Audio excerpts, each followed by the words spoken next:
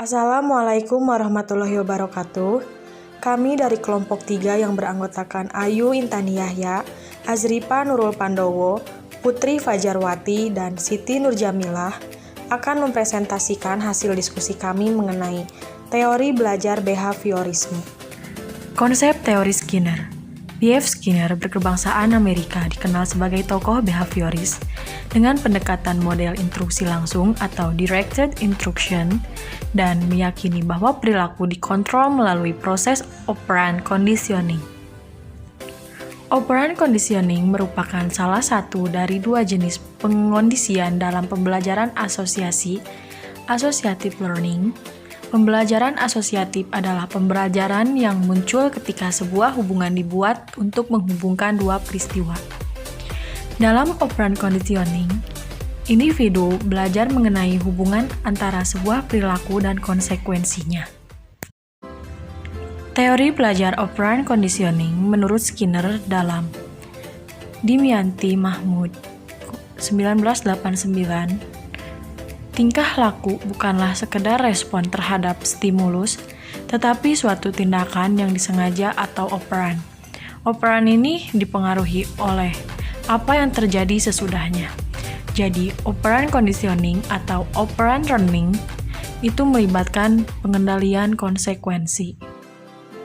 Dari eksperimen yang dilakukan oleh B.F. Skinner terhadap tikus lalu merpati menghasilkan dua hukum belajar, yaitu law of operant conditioning, yaitu jika timbulnya perilaku yang diiringi dengan stimulus penguat, maka kekuatan perilaku tersebut meningkat.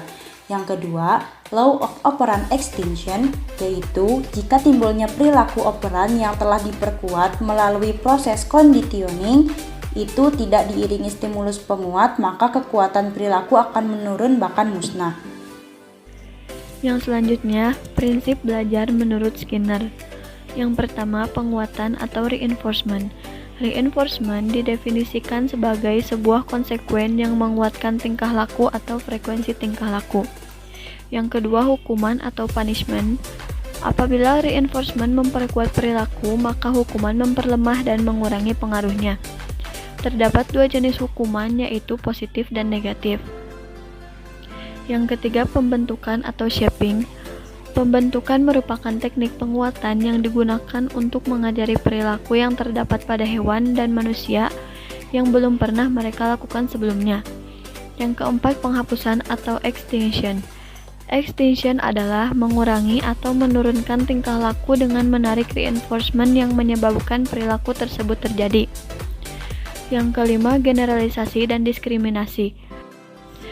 Dalam generalisasi, suatu perilaku seseorang yang telah dipelajari dalam suatu situasi dilakukan dalam kesempatan lain, namun situasinya sama.